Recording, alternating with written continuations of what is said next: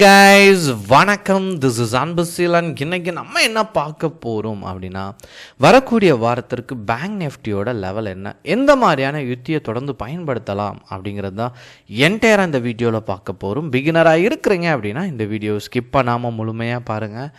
Education பர்பஸ்க்காக என்னுடைய Telegram group, WhatsApp குரூப்பில் இணையணும் விருப்பம் உள்ளவங்க டிஸ்கிரிப்ஷன் பாக்ஸில் லிங்க் கொடுத்துருக்கேன். அந்த லிங்கை பயன்பெற்று கொள்ளலாம். இப்போ நம்ம வீடியோக்குள்ளே போகலாம். ஸோ மார்க்கெட், அதுவும் எஸ்பெஷலி பேங்க் நிஃப்டி நீங்கள் எடுத்துக்கிட்டீங்க அப்படின்னா சப்போர்ட்லேருந்து ரெசிஸ்டனை நோக்கி போகிறதுக்கான பாசிபிலிட்டிஸ் ரொம்ப அதிகம். தொடர்ந்து சரிதலுக்கு அப்புறம், அதாவது தொடர்ந்து டவுன் ட்ரெண்டில் போனதுக்கப்புறமா இப்போது மார்க்கெட் கொஞ்சம் ரிவர்சல் ஆகிருக்கு, சரிங்களா. பட் இது ஸ்ட்ராங் கன்ஃபர்மேஷன் அப்படிங்கிறது சொல்லிட முடியாது. வரக்கூடிய நாட்களை பொறுத்த மட்டும் பேங்க் நிஃப்டியில்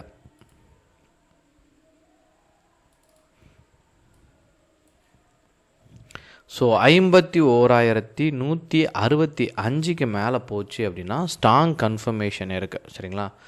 பட் இதுக்கு கீழே லோவை பிரேக் பண்ணிச்சு அப்படின்னா கன்சாலிடேஷன் தான் இருக்கும். ஸோ வரக்கூடிய நாட்களில் ஆப்ஷன் செல்லருக்கு பாசிபிலிட்டிஸ் ரொம்ப அதிகம். ஏன் அப்படின்னா மார்க்கெட் நியூட்ரலாக ட்ராவல் ஆகிறதுனால ப்ரீமியம் கரையும், அது ஆப்ஷன் செல்லருக்கு நல்லபடியாக அமையும், சரிங்களா. அதே சமயத்தில் ஆப்ஷன் பையராக இருக்கிறீங்க அப்படின்னா முழுவதுமாக இன்ட்ராடே பண்ணுங்கள் வரக்கூடிய வாரத்திற்கு, ஆர்எல் ஸ்கேல்பிங் பண்ணுங்கள். இப்போது நீங்கள் பார்த்துட்டிங்கன்னா பேங்க் நிஃப்டி சப்போர்ட் அண்ட் ரெசிஸ்டண்ட்டை வச்சு மட்டும் ட்ராவலில் இருக்காது, சரிங்களா. அதனுடைய ட்ராவலுக்கு பிகைன் நீங்கள் பார்த்தீங்க அப்படின்னா HDFC, ICICI, state bank, Kotak, axis, இந்த வெயிட்டேஜ் அப்படிங்கிறது ரொம்ப முக்கியம். இதனுடைய மூவ்மெண்ட்டை பொறுத்து தான் பேங்க் நிஃப்டியோட பெர்ஃபார்மன்ஸ் இருக்கும், சரிங்களா.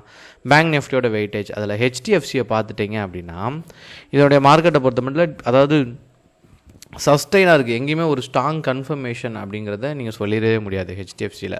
அதே போல் ஐசிஐசிஐ பார்த்தாலும் சரிங்களா. So downfall again cup and handle அந்த பேட்டர்னில் இருக்குது, சரிங்களா. ஸ்லைட்டு ரிவர்சல் ஆகிட்டு தான் மார்க்கெட் மூவ் ஆகும். அது லாஸ்ட் வீக் ஃபுல்லாகவே இதிலே ட்ராவலே இருக்கும். ஸோ நியூட்ரலாக தான் இருக்கும். அப்புறம் நீங்கள் பார்த்துட்டிங்க அப்படின்னா எஸ்பிஐஎன், அப்புறம் ஆக்சிஸ் சப்போர்ட்லேருந்து ரெசிஸ்டன்ட், சரிங்களா. ஸோ ஓரளவுக்கு நல்லா இருக்கக்கூடிய ஸ்டாக் அப்படின்னு பார்த்தீங்கன்னா கோட்டக், அதுவுமே ரெசிஸ்டன்ட் லைனில் ட்ராவல் ஆகிட்டுருக்கு, சரிங்களா. ஸோ திரும்ப கீழே போகிறதுக்கு தான் சான்சஸ் அதிகம். ஏன்னா ஜிக்ஸாக் மோடில் தான் மார்க்கெட் மூவ் ஆகிட்டுருக்கும். ஸோ நீங்கள் இதில் பார்த்துட்டிங்க அப்படின்னா எங்கேயுமே ப்ராப்பராக ஒரு கன்சல்டேஷனை ஃபைண்ட் அவுட் பண்ண முடியாது, சரிங்களா. எங்கே ப்ராப்பராக லிக்விடிட்டி இருக்குங்கிறதையும் ஃபைண்ட் அவுட் பண்ணுறது வெயிட்டேஜ்லேயுமே கஷ்டமாக இருக்குது. ஸோ இந்த ரீசனுக்காக மார்க்கெட்டை பொறுத்த மட்டும் வரக்கூடிய வாரத்தில் ஸ்கேல்பிங் பண்ணுறது ரொம்ப நல்லது. அதுவும் இன்ட்ராடேயில் ஸ்கேல்பிங் பண்ணுங்கள். முக்கியமான விஷயம், ஆப்ஷன் செல்லருக்கு எதுக்காக இதில் பாசிபிலிட்டிஸ் அதிகம் அப்படின்னா, நீங்கள் மண்டே, சரிங்களா, எக்ஸாம்பிளுக்கு சொல்கிறேன், மண்டே மார்க்கெட் பாசிட்டிவ் அப்படின்னா நீங்கள் என்ன பண்ணுவீங்க, புட்டை செல் பண்ணி வச்சுப்பீங்க. ஸோ என்ன ஆயிடுச்சு, இது மண்டே நடந்தது, சரிங்களா. அப்புறம் டியூஸ்டே பார்த்துட்டீங்க அப்படின்னா உங்களுக்கு புட்டில் லாஸ் வந்துச்சு, செல் பண்ணியிருக்கீங்க. நீங்கள் நினச்ச மாதிரி மார்க்கெட் மேலே போகாமல் கீழே வந்துருச்சு அப்படின்னா நீங்கள் என்ன பண்ணுறீங்க, கால் ஆப்ஷனையும் செல் பண்ணி வச்சுக்கிறீங்க, சரிங்களா. வெனஸ்டே என்ன பண்ணுறீங்க அப்படின்னா இது ரெண்டையுமே கேரி ஃபார்வர்ட் பண்ணுறீங்க, கொண்டு போயிட்டு வெனஸ்டே நீங்கள் டிசைட் பண்ணுறீங்க, இல்லை மார்க்கெட் திரும்பி மேலே தான் போகும் அப்படின்னா என்ன பண்ணுங்கள், காலை ரிலீஸ் பண்ணிடலாம். இல்லை அதுவும் மார்க்கெட் மூவ்மெண்ட் நீங்கள் ஃபைண்ட் அவுட் பண்ண முடியலை அப்படின்னா இந்த டேயில் உங்களுக்கு என்ன வரும், எக்ஸ்பைரி டே வரும், சரிங்களா. அப்போ என்ன ஆகுனா ரெண்டுலேயுமே ப்ரீமியம் கரையும். ஸோ மார்னிங்கே உங்களுக்கு ப்ராஃபிட் வரும், இதில் நீங்கள் க்ளோஸ் பண்ணிடலாம். இந்த மாதிரி இதில் நிறையா விஷயங்கள் இருக்குது ஆப்ஷன் செல்லிங்கில். அதனால் இதில் போகிறதுனால கொஞ்சம் ப்ரிஃபரபிள், அதாவது ப்ராஃபிட் மேக்கிங்கும் ஈஸியாக இருக்கும், டிசிஷன் மேக்கிங்கும் அதிகமாக இருக்குது. ஸோ ஃபஸ்ட் ஒரு ஆக்ஷன் தப்பாயிடுச்சு, செகண்ட் ஒரு ஆக்ஷன் தப்பாயிடுச்சு, தேர்ட் ஆக்ஷன், இதில் ஏதோ ஒன்று சரியானால் கூட நீங்கள் ப்ராஃபிட்டை மேக் பண்ணிடலாம், ஆர்எல்ஸ், சரிங்களா, லாஸ் இல்லாமல் வெளியே வந்துடலாம். இதனால தான் ஆப்ஷன் செல்லிங் ரொம்ப லாபம் தரக்கூடிய விஷயமா இருக்குது, ரிஸ்க்கை கம்மி பண்ணக்கூடிய விஷயமா இருக்குது.